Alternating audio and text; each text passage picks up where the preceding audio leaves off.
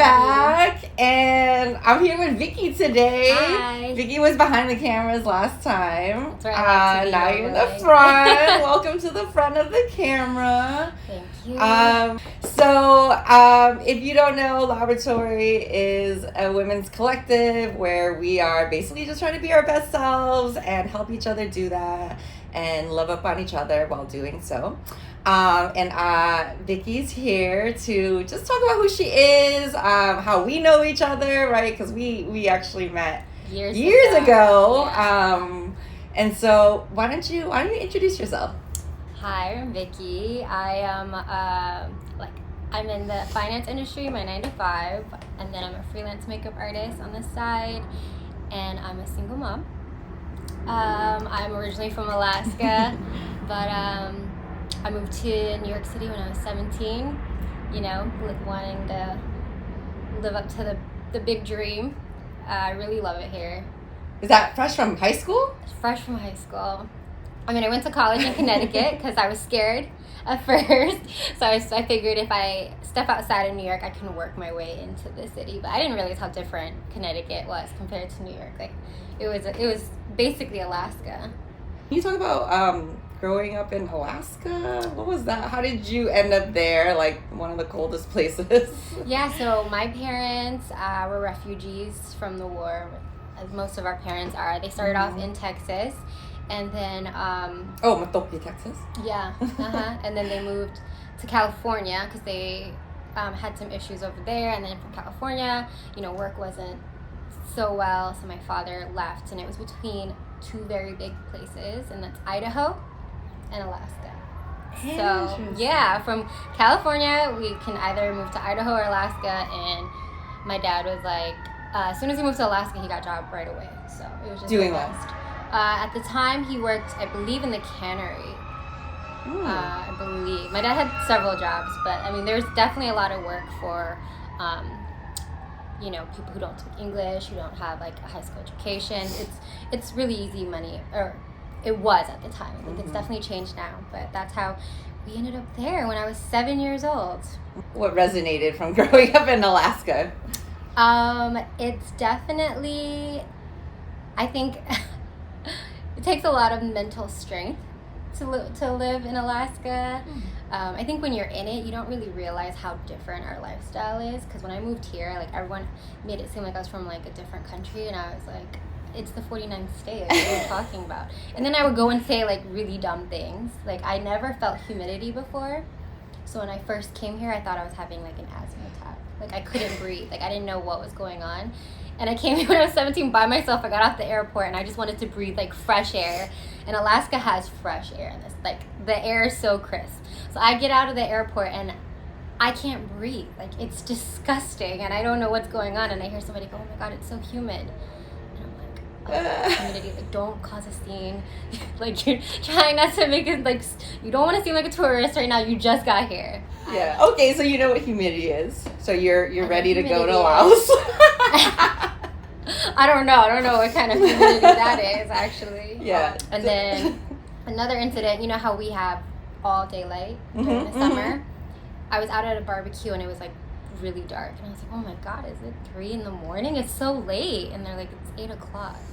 I'm like, what do you mean? It's so dark for 8 o'clock. And I forgot, like, you guys don't have that. The sun goes down at a normal time all year round. So then what drew you to New York at such a young age, like 17? I mean, I think rebellion, one of it. I think my sisters know deep down I was really just trying to find like my individual self.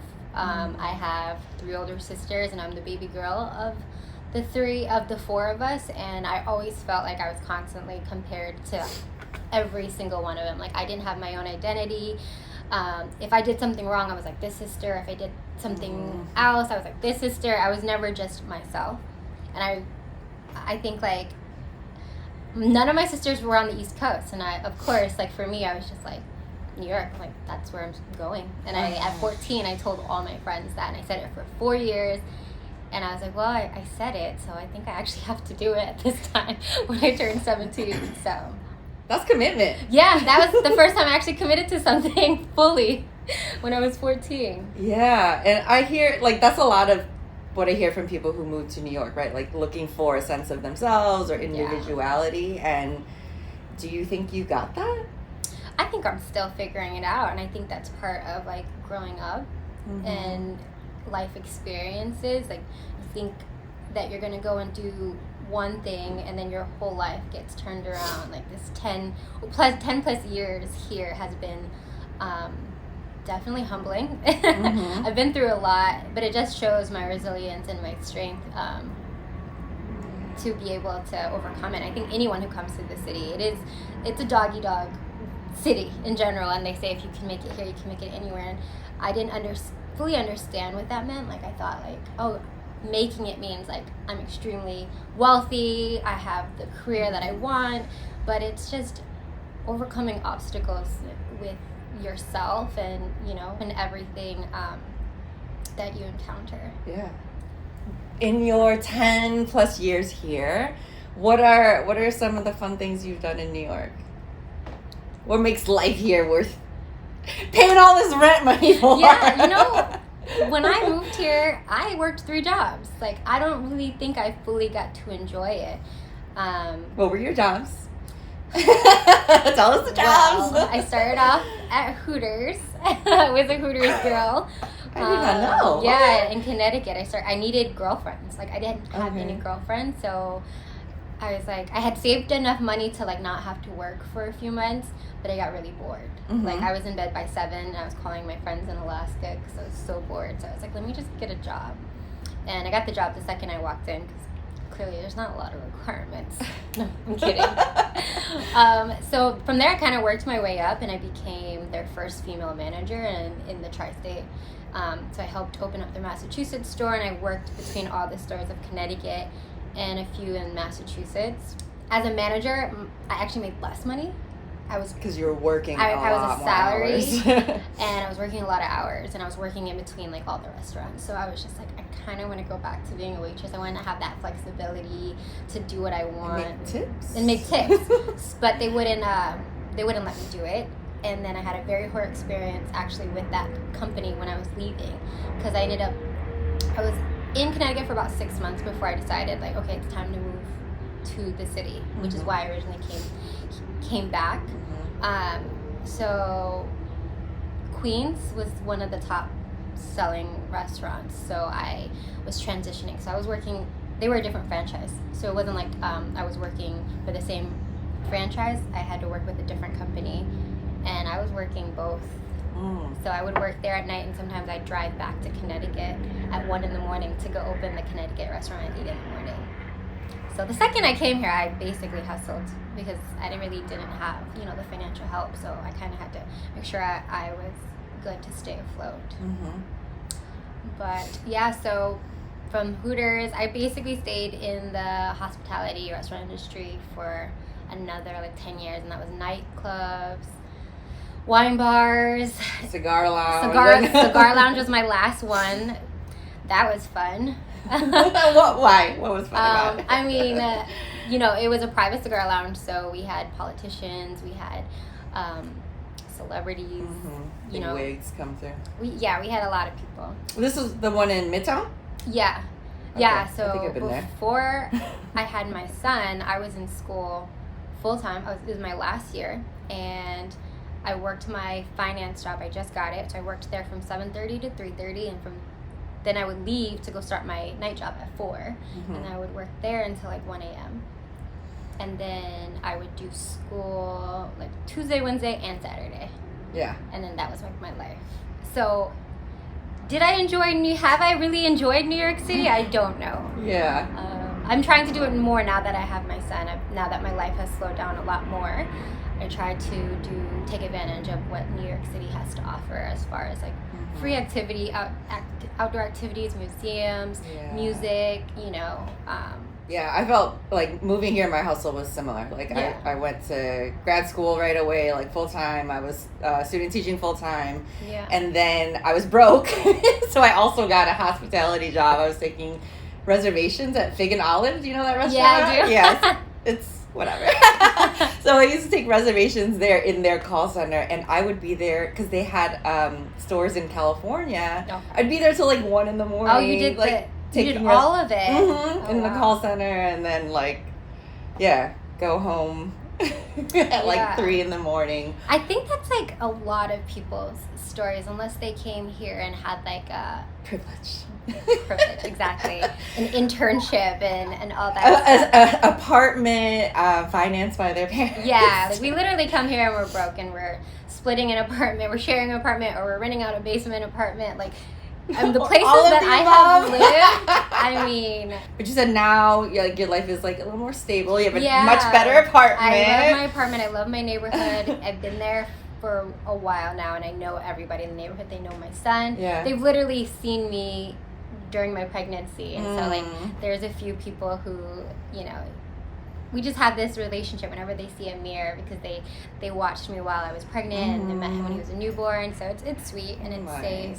I have a tribe there. Yeah, and you have parking. I have parking. I mean, one thing I think like part of being raised as a Buddhist and to understand karma and like what we put out is what we receive.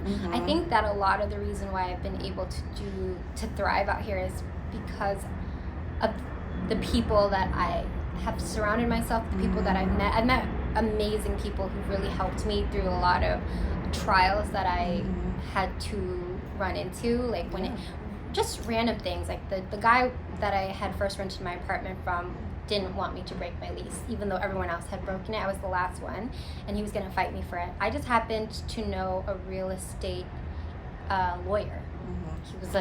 He was a Hooters customer. He wrote me a letter on his letterhead, like to the guy saying, keep her deposit and call it a day. Like you're harassing her for no reason. You're holding, like there's no reason for her to still be on this. And so he stopped bothering me. He kept my rent, and then he was like, well, she needs to repaint the room, because it was like a really dark green when I moved in. I changed the color. I happened to know these painting guys who, while I was at work, repainted it for me. You know, just random stuff like that. Like I met a mechanic when my car broke down, and he helped me out. And you know, in situations where you think that they want something out of it, like these people really just did it out of the kindness of their heart, because they would spend days, you know, hours with me, and I would sit and we would talk, and they just really wanted to help me. Yeah, that's really powerful, and it just kind of reminds me of like what sometimes we talk about is like people in New York are actually, like people from New York are actually really, you know, like they're in your village, right? Like they care. They've been living here for a long time. They see longevity here, so like, you know, they are, I think, putting in the work to like make their neighborhoods feel more like home. Yeah. You also freelance as a makeup artist, right? Tell us about that. When I was in school, actually, my love for makeup started at a really young age. I don't know if you guys remember, but the covers of magazines, behind them, they tell you what makeup they used on the models. Yeah. So I would just look at all of them. Like if I liked the lip color someone was wearing, I would save up my money. I started working when I was 13.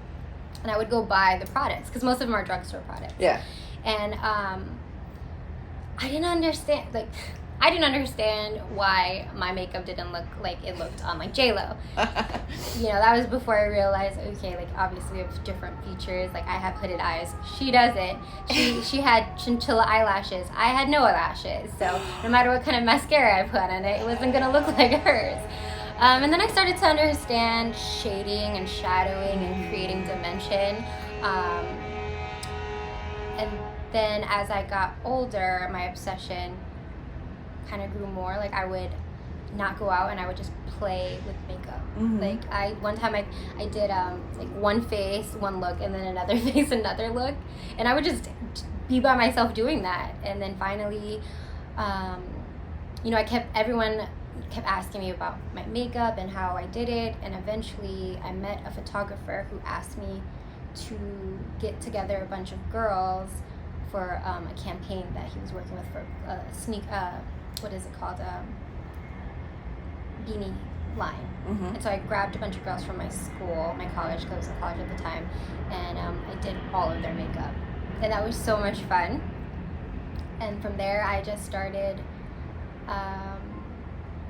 it was in the thought of my head, but it was in the back of my head to do it, but I wasn't confident enough yet. Mm-hmm. And it wasn't until my son was born when I really realized, like, I don't want him to see me work every day doing something I don't love. Like, I don't want my son to think that that's how life is supposed to be. Right. You know, because love my parents, love everything that they did for us, but that's how we were raised, is to work and pay the bills. And to this day, my parents still say that. Like, you just need to find a job to pay your bills. Like, my mom is always saying that. So it's amazing. It's great that you think about your son, right? In terms of, like, your work and how he could see you expressing yourself and doing things that you really love, and also, like, being more independent. Yeah. Right. Yeah, I think this year and a half of becoming, like, a single mom has made me realize how my upbringing has shaped, you know, my thought process, and I'm trying to break some of that. Not all of it, because obviously, you know. Yeah, but you're being critical about what you want to keep. Yeah. Right, and what you don't. I want my son to be more aware of who he is and what he wants, and how he wants to do things, like, on his own terms. Yeah. So what is Amir like? That boy, he is literally he's fun. The best thing. He's fun, he's smart. He's very sweet. He's very sweet. That's one thing in our culture when it comes to boys. You know, they're not allowed to express emotion. They're not allowed to be sad or scared. Yeah. You know, and that's why they're so emotionally unavailable as they get older. They don't know how to express themselves. Yeah. They don't know how to allow themselves to be emotional and vulnerable. Yeah. And so I always try to make it a point. I mean, the tiger Asian mom comes out a lot, and I have to catch myself, you know, when I feel like he's over exaggerating, or he's getting upset too quickly. Like, sometimes I have to, like, draw it back. It's still, like, a borderline where I'm still fighting myself, like, should he really be this mad? But, like, I can't question his feelings. It's his feelings, you know. Yeah. You know, because I got questioned about my feelings a lot. So sometimes I find myself, like, catching myself questioning whether his feelings are valid or not, and I don't think that's fair to him. Yeah. No, you're a great mom. Thank you. Hot mess mama. I am a hot mess, but I am proud of it. What's hot mess mama? Because I've seen the hashtag floating around. Yeah. So when my son was 2, he wasn't always the sweetest kid. I have to be completely honest. He was. Terrible twos. He was the epiphany of the terrible two. Like, the second he turned 2, the next day, he cried on the floor in front of daycare. It literally was the next day. I was like, it happens that fast? It just shows up the next day? I knew he was 2. Yeah, and from then on, it was like that every day. So I decided to document it because, I mean, why not? I wasn't going anywhere. I didn't want to carry him and, you know, because I didn't want to coddle him. So I luckily worked for a company that allowed me to be very late a lot. And I just stood there and let him cry it out. And then eventually got to the point where I would just go up the stairs and he would follow me after. At work? No, at the daycare. Yeah, because, like, the daycare, the entrance, you had to go upstairs to his room. So I would just leave him sometimes and then just wait. And then I would document it, and it resonated with people. You know, not trying to glamorize being a parent, like, showing that it's okay to, like, we all struggle. Show the tantrum. Yeah, show the tantrum. show the struggle. Talk about the chaos. You know? So what kind of response did you get? I got a lot of messages, you know, DMs. It actually did become a thing. People thanked me, you know, for being honest and showing my vulnerability, and showing vulnerability, like, that was one thing, like, that I was never allowed to do growing up, and I was scared to do. Like, getting hurt and crying, I was scared to cry because I was hurt, because I was scared I was going to get in trouble. But showing, like, that I was just struggling. And still to this day, I'm still learning about, like, who I was after I had my son. Like, I'm actually realizing that I had postpartum right after, and I felt so isolated. And so when I was talking to my friends about it, because I'm being more open about my feelings with my friends, and they were like, "You shut us out," and I was like, "Did I?" And they're like, "Yeah, you did," and I was like, I didn't even realize it. I just felt that no one was calling me and no one wanted to be around me. And I was like, wow, I actually did. I was the one that basically told people not to call me. Because so it's just learning all these things and I like sharing it. I like being able to have people who can relate to me, because sometimes you feel so alone, and I think that is part of why I joined LAOboratory. I didn't realize so many people felt the same way about being Lao and not feeling Lao, being Lao American and not feeling like they're in tune with their culture and their heritage and who they are. And why not, right? Is because of that, like, that upbringing. Like, I've heard other people say, like, they grew up in, like, militant homes, right, where, like, there was no emotion tolerated, no vulnerability tolerated, women especially, like, groomed to be wives, right? Oh my God, my mother used to tell me all the time, like, no man's gonna marry you if you don't know how to cook and you don't know how to clean. And I'm like, Mom, I'm gonna have a chef and a cleaning lady. Because the other thing you want me to do is also be, like, successful in other ways. But, like, what, there's not that many hours in the day to be, like, a doctor and wife galore. And it's so funny, though, because when I became a mom, I literally became the woman that she was trying to make me be. And I think I felt like it was subconscious in the back of my head that now you're a mom, this is who you have to be. And now that's why I'm trying to break that cycle. I was in it for about 6 years, that role. I was playing this role that I really didn't realize wasn't who I ever really was. I've been reading, just about, like, how, like, women are just expected to, like, play it cool, right? Especially when it comes to dating or anything, right? It's like, we should be, like, level-headed and play it cool, when instead it's so much more fun to, like, be vulnerable. Like, I feel like we really connected over vulnerability. We've allowed ourselves to allowed ourselves to be vulnerable with each other, and we forgive each other for it, Yeah. Right, yeah. There's really nothing to forgive. It's just like, it's more like thank you. Yeah. You know what I mean? We trust each other enough to do that, to be that way, knowing that we love each other and it's okay. Yeah. You can't always you can't hold in your frustration or whatever it is that you're feeling, your emotion. Yeah.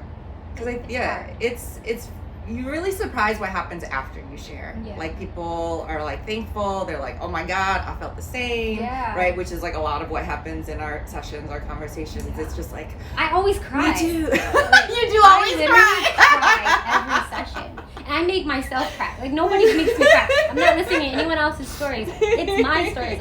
My 12-year-old self is crying to these women every time. Yeah, but then, like, what I noticed, like, especially this time around, is, like, you also met people who were, like, proxies for your older sisters, right? Yeah. And, like, we saw that happening, and it was just, like, it was beautiful. So beautiful. I loved it. Do you want to cry again? I told myself I'm not crying in this one, because this is a podcast. No, don't ruin your makeup. It's recorded. Yeah. So we met, like, several years ago, right? Yeah. Actually, through a project. Yes, my girl Mani from the last one. Yeah, who's behind the camera today. We met doing that project where I was the actress and you were doing makeup, and I was surprised that I didn't know you then, because I thought we were, like, kind of rounding up all the Lao people. I stuck to myself, for a long time, and I think me not thinking that I fit in with the Lao community, especially even in Alaska, where there's a huge community out there, I didn't feel like I belonged. I grew up with the Filipinos, Same. Like, I went to college and I joined the Filipino club. I mean, they wrote me in one of their plays. Yeah. They had a play about their independence, and I was a main character. I was a nurse. Of course. They wrote me in, and I performed at, like, all the birthdays. Like, my friends can attest to this. I mean, my other friend's church almost converted me into their church. Yeah. But so at that time, I didn't think about it. And again, I think having my son made me realize a lot of things. Like I don't have my family here. I want to make sure my son is also very in tune with his Lao side. You know, he's half, he's mixed. I want to make sure he's in tune with both sides, and that he's educated and he gets to experience it. I do want to take him to the Awad, excuse me, Awad.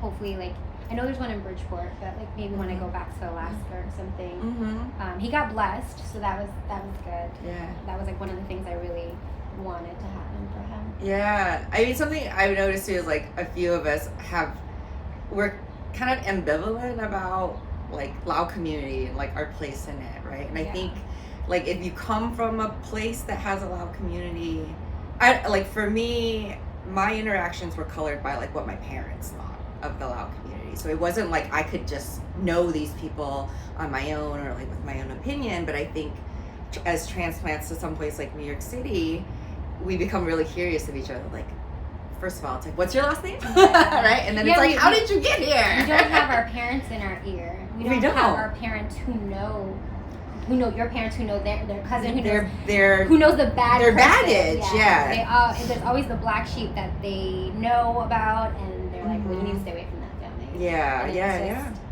You know, we get to make our own decisions and decide whether we want to continue friendships and relationships with them. Yeah, and so that's part of the reason why we created LAOboratory, right? It's just, well, one, I think we were really craving some kind of communion that was intentional.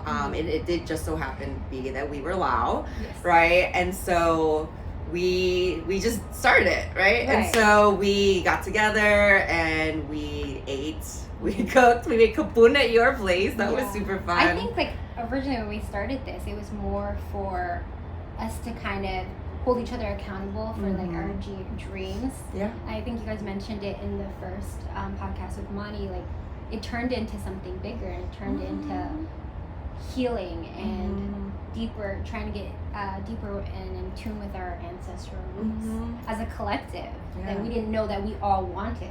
It eventually led to that because most of our intentions started with careers. Yeah, exactly. We were very, I would even say like kind of surface. And we like never simple. talked about being a Lao woman or like that was not our vision board.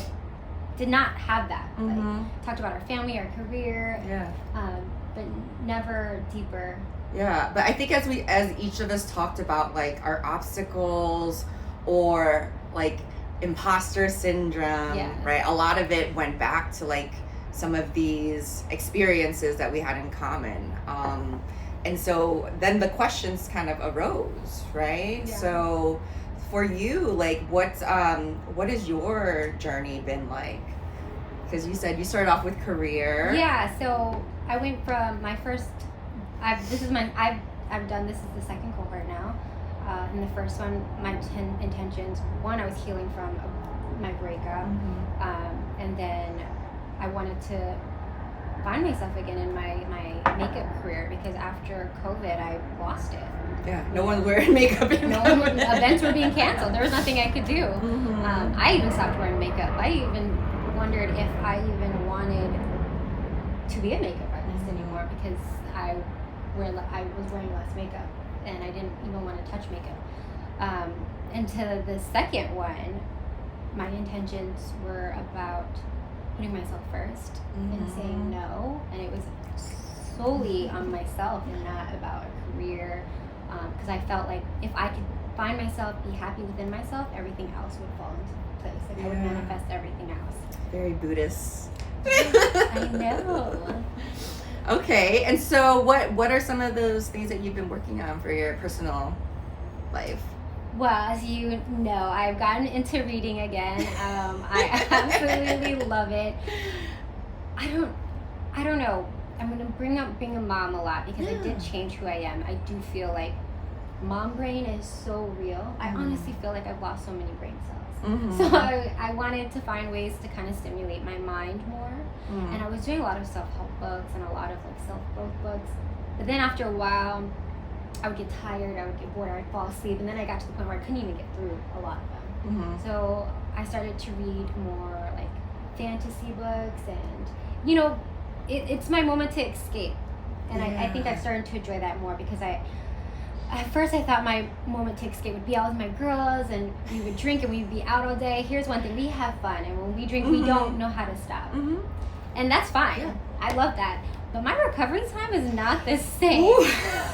So I'm not as productive the next day, and it was the past few months it was like almost weeks of doing that. Like on Sunday I'm gonna do this, but Saturday night we went too hard and I can't even get out of bed.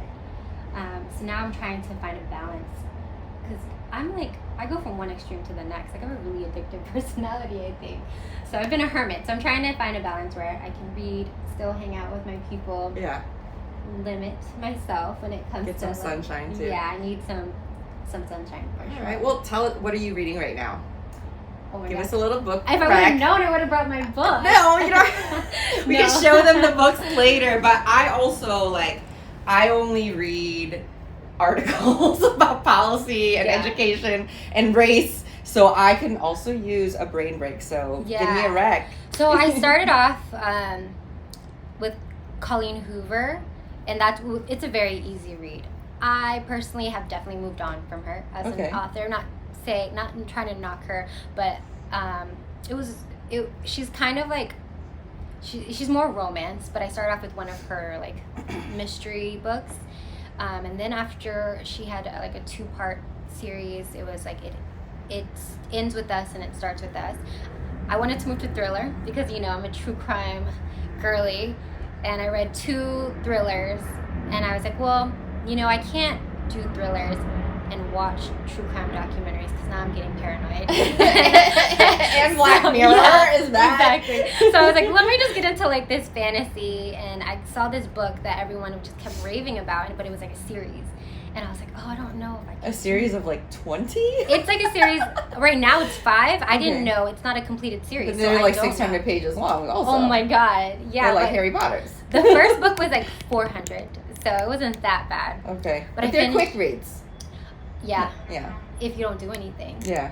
Because then you forget that you're a mom, you forget you have a job. It's called A Court of Thorns and Roses by Sarah J. Maas. That's the first book. Okay. It's like a fantasy. It's about like having a mortal realm, and then on the other side of the wall is like the land of like the fairies. I don't know if I'm saying all this stuff right, but like the fairies are not like your typical like Tinkerbell fairies. Yeah. They're like, they're like big masculine men, and I think that's going to be an issue for me because I'm going to fall in love with these characters, and I'm never going to meet a real man. But right now, that's like my escape, my escape that allows me to still be productive when I put the book down. So it's like my reward. So I make sure like I do everything I need to do before I open that book. Yeah. Like I tell myself, you can't open that book until you work out. What a wholesome reward. It is. It's a great reward. So, we've been talking about LAOboratory, right? And how you've been crying at every moment. But also, something that came up in our LAOboratory sessions is, like I shared about how I went to Laos for the first time in 2017. I went on my own, and I know some other folks of our diaspora and generation have also gone back, sometimes on their own, sometimes with family. And I know that you have also been thinking about going back. I've never been, and we wanted to go as a family, but we have a pretty big family, and people keep having kids. Like we keep adding more and more kids, so we still haven't exactly found the time, and my parents aren't getting any younger. Yeah. If your family's like mine, my parents are always like, next year, Pina, and that's why I was I have to go now. They'll go without us, no problem. They'll go. Yeah, my parents have been without me, but when I go, they're like, oh, Pina. Yeah, we have a big family. I have family in Atlanta and in Alaska, so it's really hard to get us all together, especially to go to another country. Yeah. With kids, like we wouldn't. Originally, our goal was to go without the kids. We're like, okay, well, who's gonna watch the kids? Who's gonna, I have my son's father's here, but like other than that, it's very hard to have somebody watch him for a long period of time. Yeah. Where is your family from in Laos? My father is from Vientiane, and my mom is from Savannakhet. Oh, okay. Yeah. In the south. Yes. Okay, and you still have family back there? Yes, I I don't know them. Like, personally, I FaceTimed a few of them. I'm not very fluent in Lao, so. Yeah. You're friends with them on Facebook.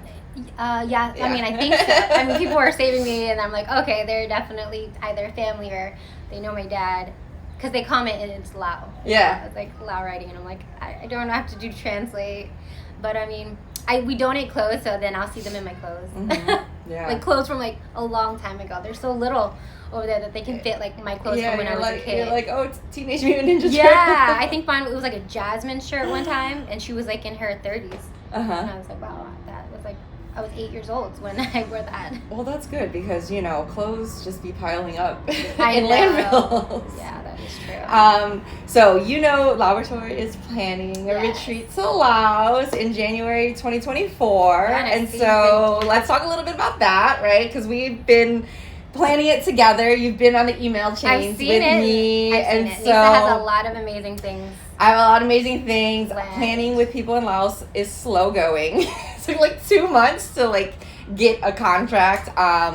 But we are going, right? January 2024, up to 20 women going to Laos for 7 days, 6 nights. We're going to be in 2 locations. We're going to be 4 nights at the Nam Khan Eco Lodge in Luang Prabang, and we're going to be glamping there right along the river. It's super cute. Where did she find right? It's so cute. It's so cute. The second part of the retreat is going to be at the Elephant Conservation Lodge in Sayabuli. We're going to be spending 3 days, 2 nights learning about the elephants, caring for them, bathing them, feeding them. I'm so excited. I love elephants. And the conservation center is around a lake called Nam Tien Lake. And I've actually been there. Of course you have. Yeah, my mom that's my mom's hometown, and so I actually went there the first time I went to visit, and they took me to this place called Nguyen Pa, which is like it's like a floating restaurant around the lake. Oh yeah, no, I've heard about that. Yeah, it's really, really cute. And so also where my mom is from, so my mom, when I went to Laos, didn't tell me to go see anything, except she said you had to go see this 500-year-old upside down tamarind tree. Ton Makam. This is like one of the highlights of her village. That's what you have to go see. So my cousin and I, we took some dirt roads through the rice paddies and this very special tree. I'll take y'all to go see it once we get back to the motherland. Those are motherland things. Okay. So yeah, the retreat's happening. We are live, right? I've been getting a lot of interest about it already. So if you're interested, definitely hit us up. We are planning, right? Deposit almost paid. Just waiting for the money to transfer over. Like I said, things between here and Laos are slow going. And also other exciting things are LAOboratory peer coaching applications for the fall are also open. So Vicky, who do you think would be a perfect candidate for peer coaching? A Southeast Asian woman, whether you're a mom, you're a single girl, just trying to find community and be around people who have the same background as you, the same upbringing to connect with, who are open to hearing you out and without judgment. There is no judgment in our group. Yeah, and also sharing, right? Yeah. So a lot of things are happening. We're also fundraising. We have summer events planned. It's really popping. We're just trying to see where this can go, right? I think you made a really good point earlier. We came together for one reason, but then it's kind of been very open. And so I love that we just kind of check in with the things that we need, right? Because we, I keep saying, I feel like we do have all the tools that we need. So yeah, we'll wrap it there. Any last things that you want to say to the folks that are watching? Yeah, if you're not are following this YouTube channel, Voices from the LAOboratory. And then also following us on Instagram at LAOboratory. Yeah, and follow Miss Vicky P on Instagram and TikTok. Yes. Yeah, thank you all for watching and spending time with us. Check in back with us to see what we'll be doing this summer and beyond. Thank you. Thank you.